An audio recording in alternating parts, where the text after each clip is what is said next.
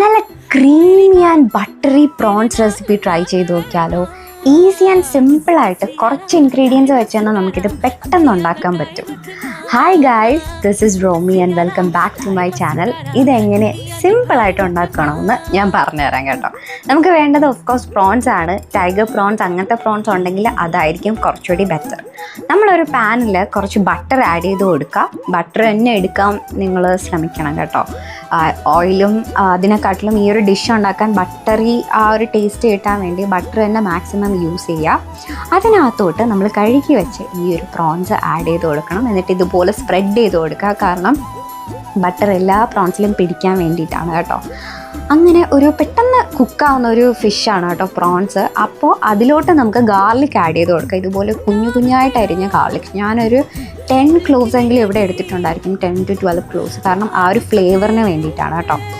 എന്നിട്ട് നമുക്ക് കുറച്ച് സോൾട്ട് ആഡ് ചെയ്ത് കൊടുക്കാം. ഞാനിവിടെ പിങ്ക് സോൾട്ടാണ് എടുക്കുന്നത്. നിങ്ങൾക്ക് ഇഷ്ടമുള്ള സോൾട്ട് ഇതിനകത്തോട്ട് ആഡ് ചെയ്ത് കൊടുക്കാം. എന്നിട്ട് നന്നായിട്ടൊന്ന് മിക്സ് ചെയ്യുക എല്ലാ ഇതിലോട്ടും കിട്ടാൻ വേണ്ടിയിട്ട്. എന്നിട്ട് നമുക്ക് ബ്ലാക്ക് പെപ്പറും കൂടെ ആഡ് ചെയ്ത് കൊടുക്കാം. ഇപ്പോൾ പൗഡറായിട്ട് എൻ്റെ കയ്യിലില്ല, സോ ഞാൻ ക്രഷ് ചെയ്തിട്ട് കൊടുക്കുകയാണ്. പൗഡറായിട്ട് നിങ്ങളുടെ കയ്യിൽ ഉണ്ടെന്നുണ്ടെങ്കിൽ അതാണ് ഏറ്റവും ബെറ്റർ.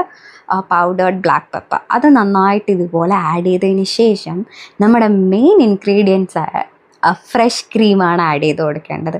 ഈ ഒരു ഫ്രഷ് ക്രീം ഒഴിക്കുമ്പോൾ തന്നെ നമ്മുടെ ആ ഒരു ക്രീമി ടെക്സ്ചർ നിങ്ങൾക്ക് കാണാൻ പറ്റും.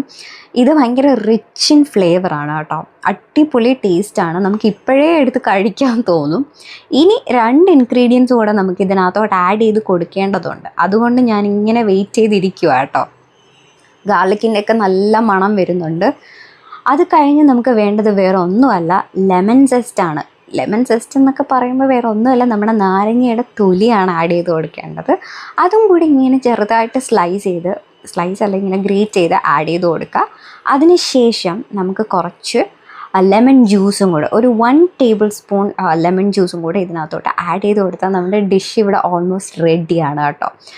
അപ്പോൾ ക്രീമി ആൻഡ് ഈസി ആയിട്ട് ഉണ്ടാക്കാം. നമ്മുടെ വീട്ടിൽ ആവശ്യമുള്ള ഒരു ഫ്രഷ് ക്രീമിൻ്റെയും ബട്ടറിൻ്റെയും കാര്യം മാത്രമേ ഉള്ളൂ. ബാക്കിയെല്ലാം വീട്ടിലുള്ള സാധനങ്ങളാണ്.